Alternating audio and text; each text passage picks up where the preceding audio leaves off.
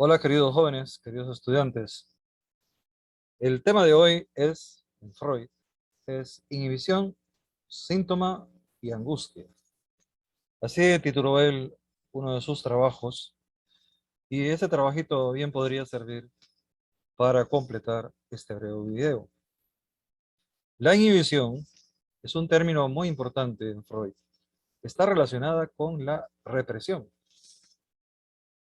La inhibición es la represión de una pulsión. O sea, la inhibición es un tipo de represión.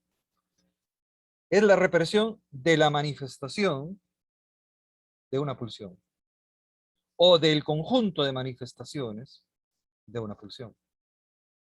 Entonces, se puede controlar la pulsión o se puede controlar las manifestaciones de esa pulsión.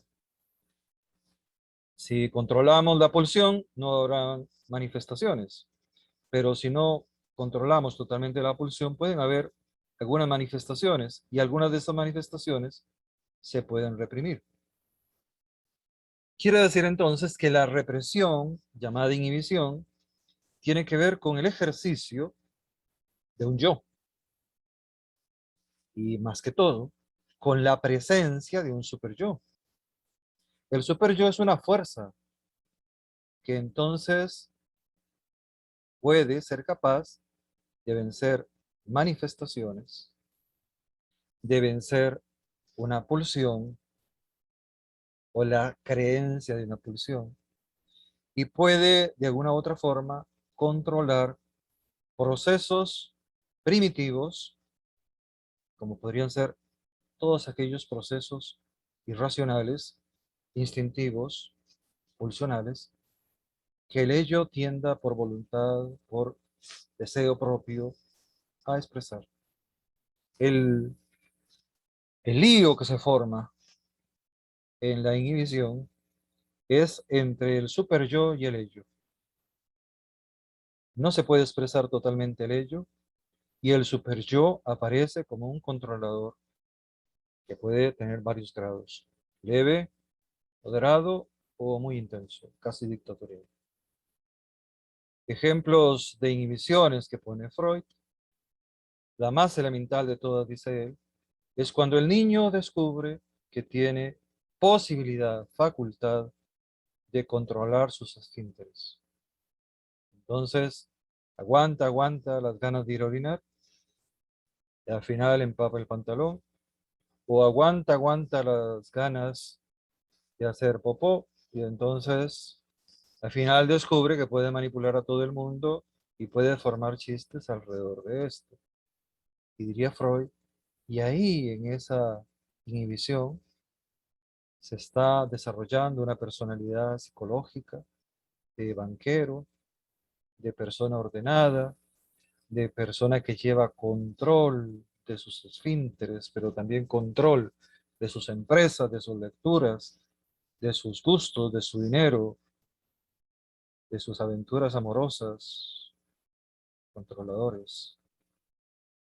La inhibición tiene una formación y se origina a partir de un bloqueo que inicialmente es motor, ¿sí? Un bloqueo que inicialmente es el deseo de no hacer algo, el control sobre la expresión de una manifestación, y que luego se va transponiendo, se va trasladando a diferentes manifestaciones de carácter. Puede convertirse en una persona, por ejemplo, melancólica, depresiva, angustiosa. ¿Por qué? Porque su transformación le va impidiendo manifestarse. Entonces siempre es un límite, un límite, un límite. Entonces la expresión de sus afectos está deprimida, pero además de eso, él siente la melancolía, la inhibición generalizada, dice Freud, se asocia con melancolía y también con angustia. Angustia porque el cuerpo está bloqueado. Angustia porque el cuerpo no tiene satisfacción. Angustia porque aumenta el círculo otra vez de la depresión y de la melancolía.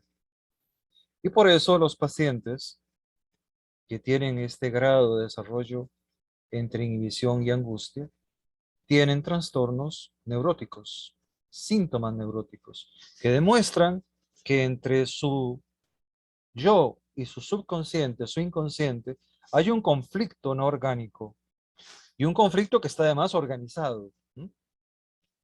Por eso se manifiesta en daño corporal y en daño mental.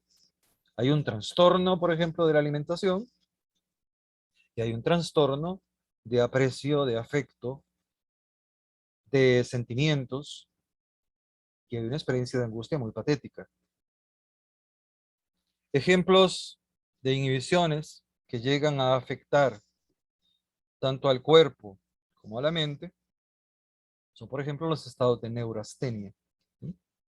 Se sugiere una inhibición y una angustia en el neurasténico. El neurasténico es una persona neurótica que explota por cualquier cosa. Ante cualquier trivialidad, la lleva al colmo de la desesperación, de la indignación y de la exigencia. El neuroasténico no es lo mismo que el histérico conversivo. No, el histérico conversivo expresa en su cuerpo un daño. Probablemente tiene una causa orgánica de fondo, pero el neuroasténico es una actitud neurótica, donde no puede controlar perfectamente su carácter a nivel consciente, porque desde el inconsciente se manifiesta una represión que no la quiere admitir. ¿Sí? Quiere vencer algo, pero no se atreve a vencerlo. Quiere vencer el futuro, pero no cree que lo pueda vencer. Cree que todo está en su contra y explota en ira. El otro es la persona propiamente angustiada. ¿Sí? La persona que está sufriendo un dolor que experimenta como nunca superable, que está acongojada porque cada vez las cosas se le van complicando más, el trabajo, la casa, los hijos, y entra en una neurosis de angustia. Cree que el mundo se le va a echar encima, y lo que vive es una angustia multiplicada en todo. Pero eso lo aprendió a vivir, eso lo aprendió conviviendo. Y el inconsciente y el super yo le enseñaron a estar lidiando, reprimiéndose, evitando el dolor, evitando la realidad, construyendo realidades ficticias, buscando amparos, buscando cómo diluir el compromiso, y vive en angustia. El hipocondríaco es otra forma neurótica de ser. En el hipocondríaco el miedo es la angustia que se desencadena, es a sufrir enfermedades, a sufrir trastornos que otros cercanos a esta persona tienen. Este tipo de personas viven continuamente asustándose por cuanta enfermedad aparece y tomando cuanto remedio casero o farmacéutico se le ocurra. Pero el problema es un problema a nivel de las relaciones entre su super yo y sus deseos, su ello. Ahí es donde está el problema. Otro problema bastante grave, dice Freud, es la despersonalización.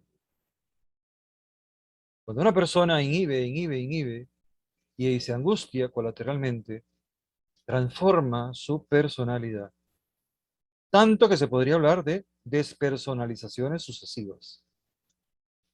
Entonces, de estar jugando a evitar los acontecimientos, de estar jugando a que mi ello es controlado por el super yo, mi ello de veces se mete contra el super yo, termina despersonalizándose. O sea, acumulando informaciones de sí mismo que son totalmente desconectadas con la realidad. Esto podría ser grave, dice Freud. Esto podría ser grave. Este cuadro podría ser grave. porque podría estar indicando contactos con las perversiones. O podría ser peor todavía, porque podría estar indicando que en el fondo esta persona está experimentando una psicosis esquizofrénica. Y eso ya no sería del tratamiento del psicoanalista, sino tratamiento del psiquiatra con fármacos y con una terapia prolongada, porque es desajuste de sus centros nerviosos. Y Freud en una carta a Flick decía, y probablemente de sustancias químicas. Hasta eso consideró el viejo Freud. Y los síntomas, ¿qué son entonces los síntomas del neurótico? ¿Qué son los síntomas entonces que nacen de la inhibición y de la angustia? Son en el fondo el reflejo de una situación que se viene acumulando, que se viene arrastrando. O sea, son el reflejo de una historia traumática, de una experiencia con una huella anémica que se trasladó desde el exterior hacia el interior, de un conflicto que pervive entre el superyo y el ello. Es también el reflejo de que faltan en esa personalidad que experimenta todo esto junto, como un conflicto, de que falta en esa personalidad materiales de su historia clínica sexual. Hay etapas, hay experiencias que esta persona, por alguna razón, reprimió.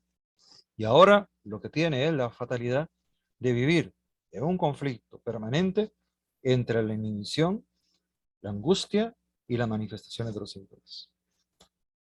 Y el deber del psicoanalista sería entonces leer todo eso junto y tratar de describir, descubrir junto al paciente, gracias a lo que el paciente va diciendo, con asociaciones libres, o sea, con las mismas interpretaciones y construcciones, a veces muy desorganizadas del paciente, para tratar de liberar el problema desencadenante central y poderle dar un tratamiento y con eso una satisfacción y una nueva manera de vida al paciente.